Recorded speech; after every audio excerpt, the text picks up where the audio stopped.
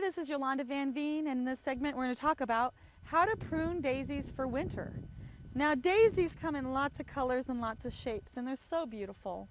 And these are just Shasta daisies, and I love them on the side of our fence, anywhere. These are actually our neighbors that are coming over onto our property, so I'm just going to dig them up and put them in my garden because she said anything that comes onto the side of the fence I can have. So I'm quite excited to get some from her. Now, they're easy to prune, and I just follow the philosophy that they're going to come back every year no matter what you do. So whether you prune them or not, you don't have to worry about them. They're going to come back. But in the fall and early winter, they just look really slimy and they don't look good. So my theory is if they're green still, don't cut them to the ground.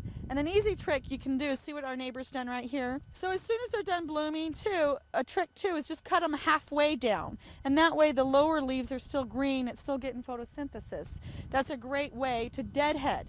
So this group has been deadheaded already, and then when it dies back to the ground here in another month, probably when it starts freezing hard at night, then you just cut it all the way to the ground.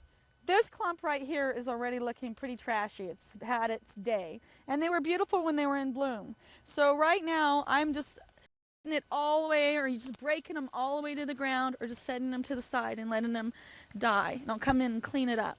But you just cut them all the way to the ground. And it's just a root underneath. So the root is going to grow over the winter as well. And then next year in the spring, they'll just start growing immediately and make a nice lush plant. You can always save the seeds too and start them from seed in the spring as well. But if they're brown and looking slimy, cut them out. If they're still green, just cut them halfway. And that way you can enjoy your daisies the next year.